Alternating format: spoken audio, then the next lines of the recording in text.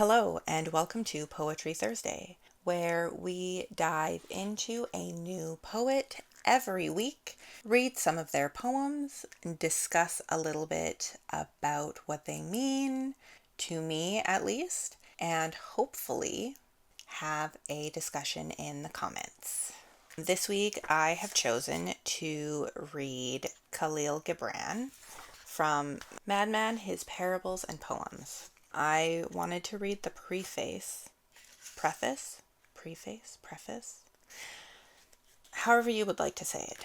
And then just a short poem and a longer poem. I believe they're pretty popular. I mean, I feel like Kahlil Gibran, just in general, especially this book, is very popular. Very renowned, very famous. But I like it. So that's why I'm discussing it here. Anyways, without further ado, I don't know. How do I normally start this? If you thought my shoddy research on Sylvia Plath was bad, I did absolutely no research on the life of Kahlil Gibran. So that's cool. I know he lived a long time ago. You know what? Let me just look him up. No, I need to spell his name right though. Kahlil Gibran, right here. There you go. Okay. Kahlil Gibran was born in 1883. Oh, he was a painter. I didn't know that. He lived most of his life in the United States and wrote his best-known works in English. He transformed Arabic literature in the first half of the 20th century. Educated in Beirut, Boston, and Paris, Gibran was influenced by the European modernists of the late 19th century. He considered himself to be mainly a painter, which is crazy considering like how good some of his writing is. But I mean, I think there's 3 photos in here that are reproductions of his some of his like sketches, and they're pretty good. Not that I am an artist. I mean, anything better than a stick figure is gonna be good to me. I don't know much about his actual life and growing up, and I'm honestly, if you guys do like the backgrounds that I do on poets, please sound off in the comments below, because if you guys want to hear about that stuff, I will do the research for you. But if you don't care, then I will just get into the juicy bits of the actual writing. All right, so The Madman and His Parables and Poems. This book was actually gifted to me by a very dear and close friend of mine, and it opens with, "You ask me how I became a madman. It happened thus. One day, long before many gods were born, I woke from a deep sleep and found all my masks were stolen. The 7 masks I have fashioned and worn in 7 lives. I ran maskless through the crowded streets, shouting, 'Thieves, thieves, the cursed thieves!' Men and women laughed at me, and some ran to their houses in fear of me. And when I reached the marketplace, a youth standing on a housetop cried, 'He is a madman!' I looked up to behold him. The sun kissed my own naked face for the first time. For the first time the sun kissed my own naked face, and my soul was inflamed with love for the sun, and I wanted my masks no more. And as if in a trance I cried, 'Blessed, blessed are the thieves who stole my masks.' Thus I became a madman. And I have found both freedom and safety in my madness. The freedom of loneliness and the safety from being understood. For those who understand us enslave something in us.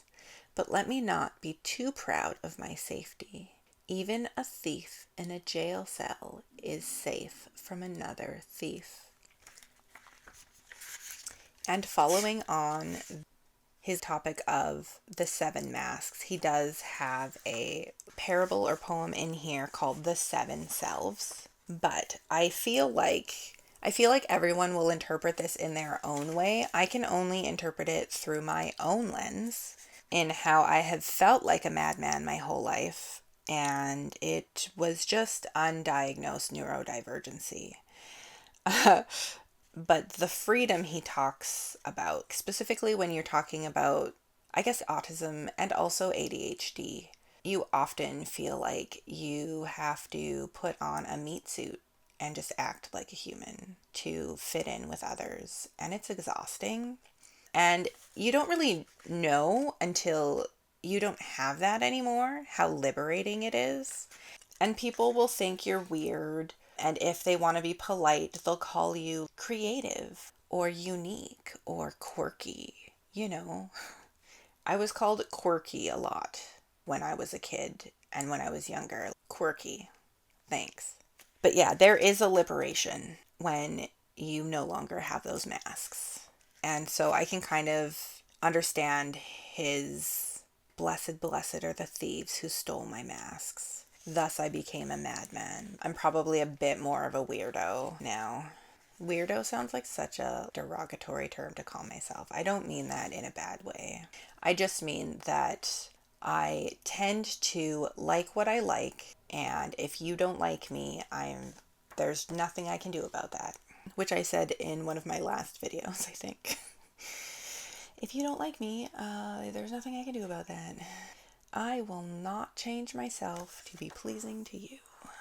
I do not relate to the loneliness and the safety from being understood because I'm the opposite. I feel like I was able to understand people around me better once I understood myself. So I felt almost less lonely.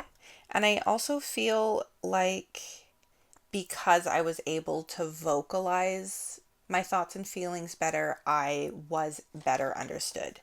And I do think it's so interesting how he talks about when he lost his mask. He's free from the safety of being understood because those who understand us enslave something in us. It's such an interesting take because, I mean, it is true.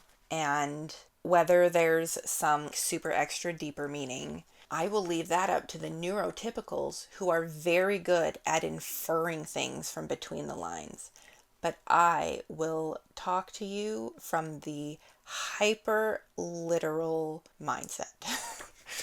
I feel like enslaved is such an interesting way to word it. I guess it gets his point across of what he's trying to say because he's obviously free from that. And I don't know what it would have been like to be of Arabic descent in the United States at that time. I'm going to be honest. Knowing the history of America, I can't imagine that it was super great. But again, I am not a historian. I am just a girl on the internet talking about poetry. Safety from being understood. For those who understand us, enslave something in us. They do. They do sometimes, I guess. They just know you a certain way that others do not. So the first one I wanted to read was The Gravedigger, which is very short, but also it's short, but it says so much about so many things in literally like one paragraph. Once, as I was burying one of my dead selves, the gravedigger came by and said to me, "Of all those who come here to bury, you alone I like." Said I, "You please me exceedingly, but why do you like me?" "Because," said he, "they come weeping and go weeping. You only come laughing and go laughing." And obviously, I feel like it continues on the theme of the madman. This is talking about so much in just this small amount. Because as I was burying one of my dead selves, denoting how every time you change as a person, you're literally burying that older version of you and becoming a new version. It also reminds me of this one quote. Oh, I can't remember who said it, but it's, "Everything I have ever let go of has claw marks," which is such an innate human experience. Change can be so hard and it doesn't ask for permission. It doesn't ask if we're ready. So you're getting the gravedigger is like, oh, I like you because your attitude towards change is so different from everyone else's. The people who come here to bury their old selves are weeping and grieving their old self and possibly struggling in this new version of them, whereas the madman just is laughing, is having this very jovial, which when you think of that, it is kind of like a madman who goes to bury someone laughing. No one. It's such a stark contrast. But I do feel like the perspective that's given here really makes you sit back and think, yeah, it is sad that my old self is gone, but also this new version of yourself. Who knows what your future self and your current self is capable and in what new ways they will change and view the world. And I feel like that's such a good perspective to have. Very hard, but something to work towards, I guess. At least for me. I mean, what do I know? I'm autistic. Change is like pulling teeth. I hate change. I do the same, like I do the same thing. If I can't do the same thing, then like my whole day is just ruined.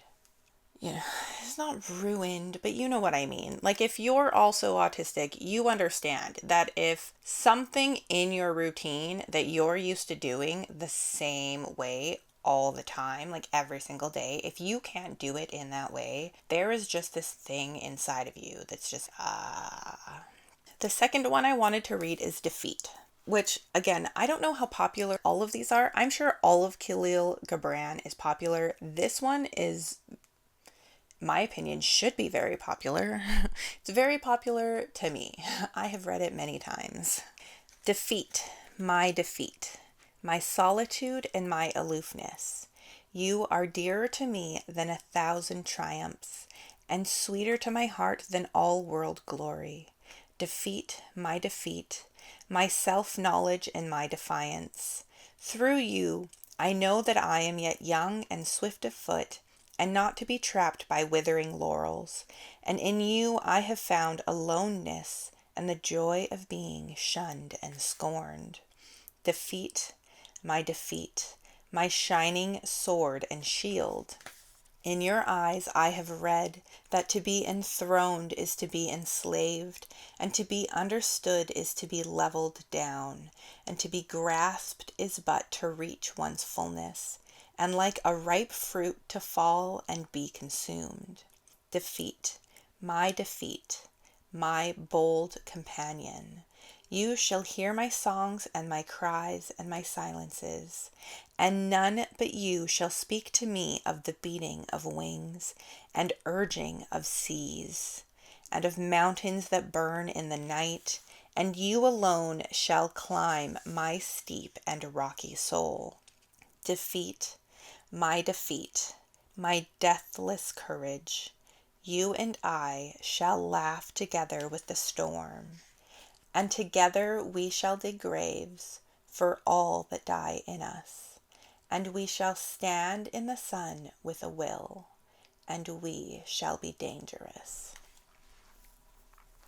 I have a few thoughts on this one, and I guess it can be said it's one thing to be victorious and win, but you really learn your hardest and most important lessons when you lose. And there is something to be said about being a good loser and being a sore loser. And I feel like the people who have coped and come to terms with defeat are the ones who really can push themselves to be the most successful. Because after you have struggled with that sense, that like moral failing that you feel, or I don't even know, like I don't know how it feels for others, but when I fail something, I feel like it's the end of the world. The best example I can give is grade 10. I got a C in science. Like, a C isn't even that bad. Let's be real. It's not like I failed the class. I knew I didn't do the homework. I didn't hand in the labs. I didn't even study for the tests, okay? I just flew by the seat of my pants and came out on the other side with a C. That's like the best I could have hoped for. Do you know what I mean? And I cried. I cried. I knew that I didn't do the work. Of course, back then I didn't know what burnout was. Was struggling with intense burnout at that time. There was so much going on in my life. Never mind the fact that I was, 15, 16, a teenager, raging hormones, intense anxiety, undiagnosed neurodivergency, all that jazz. And I got a C, and I felt like I had failed myself. I had not just failed myself, I had failed my parents, who were like, it doesn't matter as long as you try your best. Because I knew that I hadn't tried. And again, back then, I didn't understand that, like, there are different levels of try. If 30% of your output is your 100% at that time, that's your 100%. You put in 100% of your effort to get to that 30%. It is impossible to be up here at 100% all the time. At least for me. I don't know what it's like for others. But getting back to the poem of Defeat, just the way that he takes you through it. Solitude and aloofness. Dearer to me than 1,000 triumphs. Sweeter to my heart than all world glory. Again, to be on top is great, but to be on top after you've been at the bottom just feels so much better internally. I personally feel so much more successful. Like, I overcame the hurdles and I still pushed through and I succeeded. And again, the next, my self-knowledge and my defiance. You learn so much more about yourself in your defeat. And not just that, there is a sense of defiance. Like, I will not let this defeat define me. I will get back up. I will keep trying. Through you, I know that I am yet young and swift of foot, and not to be trapped by withering laurels. And in you, I have found aloneness and the joy of being shunned and scorned. Even though he talks about being young here, he also talks about this wisdom of having joy in being shunned and scorned. And I feel like when you're young and you experience defeat, there is not a joy in that. You just feel defeated. You feel dumb. You feel stupid. You feel like, how could I have let this happen? Or how, did it get to this point? Like, how could I do this? So it's also this contrast just in this second verse, because as you gain that self-knowledge, that defiance, you kind of go from being this young, impulsive person who's just super gung-ho and all of that, to this more, in you I have found aloneness and the joy of being shunned and scorned. You do appreciate, and I feel like in defeat or in rejection, shunned and scorned, those words specifically are obviously chosen for a specific reason. They're very strong language. And in the wisdom that you gain through defeat, you do tend to, at least for me personally, again, I can only speak from the lens that I see the world through. But if you can find a joy in that, you have really come far. Like, even I struggle with that. And then defeat, my shining sword and shield. It's not just a sword, it's a shining sword and shield. It's shining. It is bright. It is blinding. In your eyes I have read that to be enthroned is to be enslaved, and to be understood is to be leveled down. And again, you get that from his very beginning intro when he talks about becoming a madman, and he uses the language being understood. For those who understand us enslave something in us. So it's like to be enthroned, to be put on this throne. It's true. You become enslaved to the people who are watching you. You feel like you need to chase after what they like and do what they like so they won't leave you. Whereas in defeat, you don't really have that. People aren't paying attention to you. People aren't expecting things of you. It's like when people are watching you, then you have everybody's expectations. And, it's impossible to please everyone. So no matter what you do, somebody is not going to like it. It doesn't matter what you do, there is going to be at least one person out there in the world who gets mad about it, or who doesn't like it, or, and who is vocal about it. To be understood is to be leveled down. So again, going back to that, those who understand us enslave us. To be grasped is but to reach one's fullness and like a ripe fruit to fall and be consumed. So it's like if you're the rotting fruit, nobody wants to eat you. If you're that like super shiny apple on that tree, everybody wants a piece of you. So you're getting the imagery of a sword and shield. So it's like you're fighting and you're defending. And then you're getting all of this imagery of if people are watching you, you are not free. You're not free to be yourself. You're not free to be a madman. Everybody wants you. Everybody wants a piece of you. So then next, my defeat, my bold companion. You shall hear my songs and my cries and my silences. And none but you shall speak to me of the beating of wings and urging of seas and of mountains that burn in the night. And you alone shall climb my steep and rocky soul. I love the imagery. Also here it brings in, again, the wind, the water, the earth. You're getting into the elements as descriptions of yourself. And then not just companion, bold companion. So you really want to pay attention to every single word in here is important. It is thought out. It is chosen with purpose. You shall hear my songs, my cries, and my silences. And then at the end, you alone shall climb my steep and rocky soul, denoting if you think of climbing Mount Everest or another really intense mountain. I've climbed a mountain. It's not easy. It's hard. It's fucking hard to climb a mountain. You know what I mean? So just denoting like yourself, your soul, and overcoming defeat as climbing not just a steep mountain, but a rocky one. When you think of rocky mountain cliff sides, you think of these sheer rocky cliffs or ones that have loose gravel that you can slip and slide down or that can slip and slide down on you. None of that is what you want to experience. But those are the things you experience in defeat. And it's all of these specific chosen words that giving you such intense imagery of what defeat is like in so few words. And then the last verse, which I feel is the most impactful and poignant, and similar to what I said last week about Sylvia Plath and how she chooses to end her poems, I feel like this one holds that same like weight.